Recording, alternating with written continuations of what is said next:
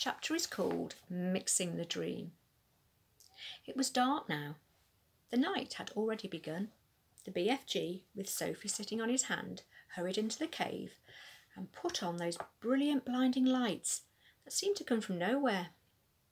He placed Sophie on the table. "Stay there, please," he said, "and no chittering. I is needing to listen only to silence when I is mixing up such a knotty, plexicated dream as this." He hurried away from her. He got out an enormous empty glass jar that was the size of a washing machine. He clutched it to his chest and hurried towards the shelves on which stood the thousands and thousands of smaller jars containing the captured dreams. "Dreams about giants," he muttered to himself as he searched the labels. "The giants is guzzling human beings. No, not that one, nor that one. Here's one, and here's another." He grabbed the jars and unscrewed the tops. He tipped the dreams into the enormous jar he was clutching, and as each one went in, Sophie caught a glimpse of a small sea-green blob tumbling from one jar into another. The BFG hurried towards another shelf. "Now," he muttered, "I is wanting dreams about giggle houses for girls and about boggle boxes for boys." He was becoming very tense now. Sophie could almost see the excitement bubbling inside him as he scurried back and forth among his beloved jars. There must have been 50,000 dreams altogether up there on the shelves, but he seemed to know almost exactly where every one of them was. "Dreams about a little girl," he muttered, "and dreams about me, about the BFG. Come on, hurry up, get on with it. Now where in this wonky world is I keeping those?" And so it went on. In about half an hour, the BFG had found all the dreams he wanted and had tipped them into one huge jar. He put the jar on the table. Sophie sat watching him but said nothing.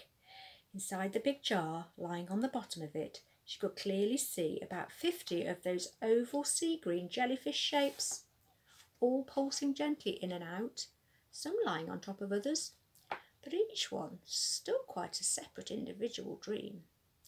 "Now he is mixing them," the BFG announced. He went to the cupboard where he kept his bottles of frobscottle, and from it he took out a gigantic egg beater. It was one of those that has a handle which you turn, and down below there are a lot of overlapping blades that go whizzing round. He inserted the bottom end of this contraption into the big jar where the dreams were lying. "Watch," he said. He started turning the handle very fast. Flashes of green and blue exploded inside the jar. The dreams were being whisked into a sea-green froth. "The poor things!" Sophie cried. "They's not feeling it," the BFG said as he turned the handle. "Dreams is not like human beings or animals. They has no brains. They is made of sosimus." After about a minute, the BFG stopped whisking. The whole bottle was now full to the brim with large bubbles.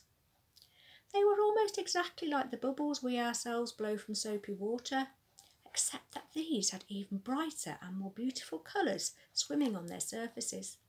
"Keep watching," the BFG said. Quite slowly, the topmost bubble rose up through the neck of the jar and floated away.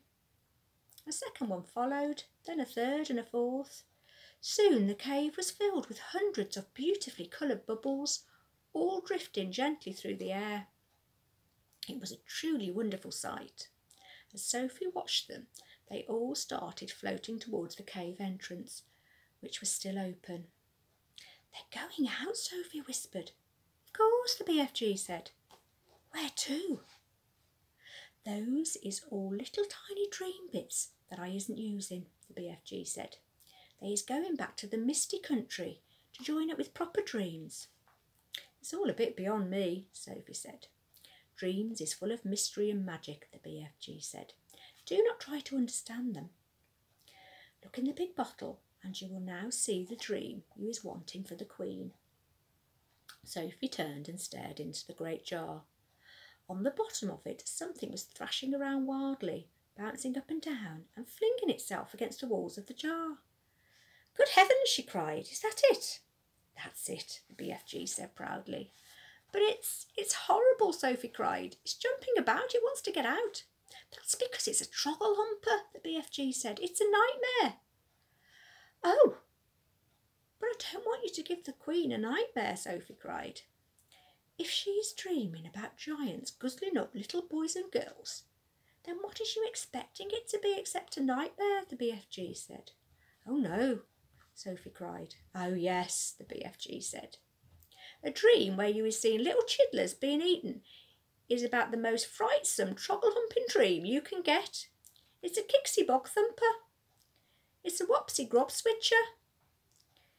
It is all of them riddled into one.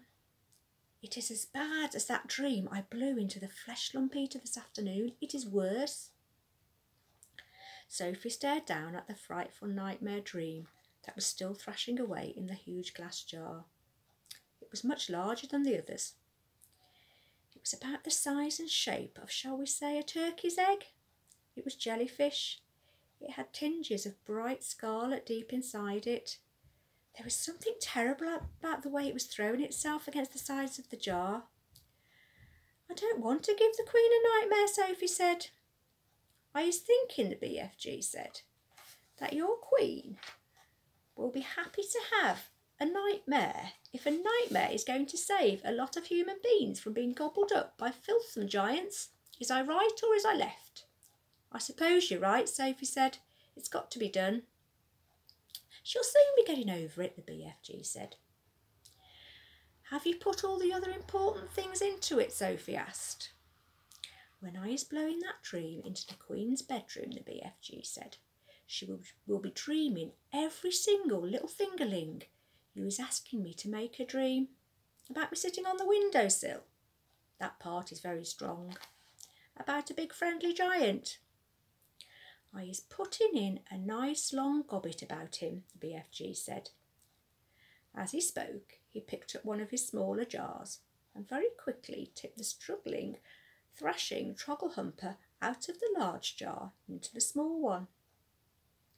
Then he screwed the lid tightly onto the small jar. That's it, he announced. We is now ready. He fetched his suitcase and put the small jar into it. Why bother to take a great big suitcase? You've only got one jar, Sophie said.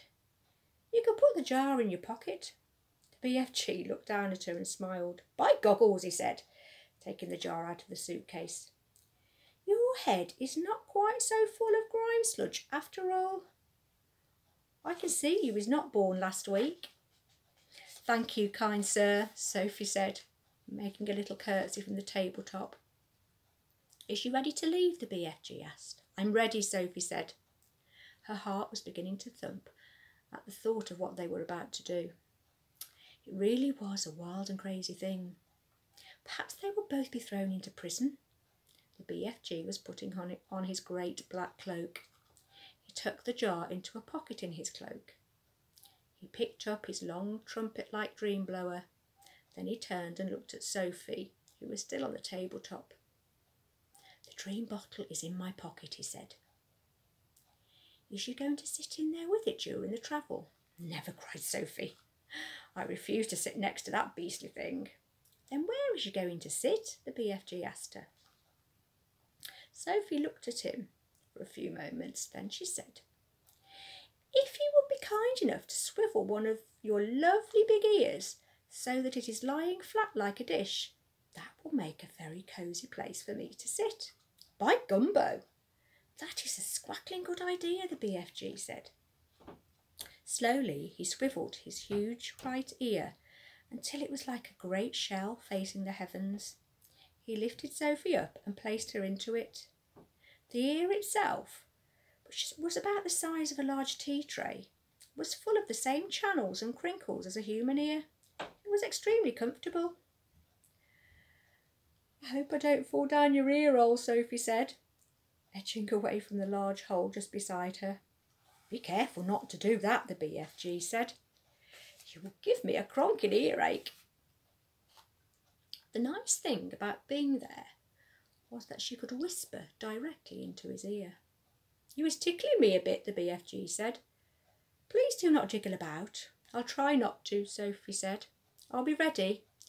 Oh, yelled the BFG, don't do that. I didn't do anything, Sophie said. You is talking too loud.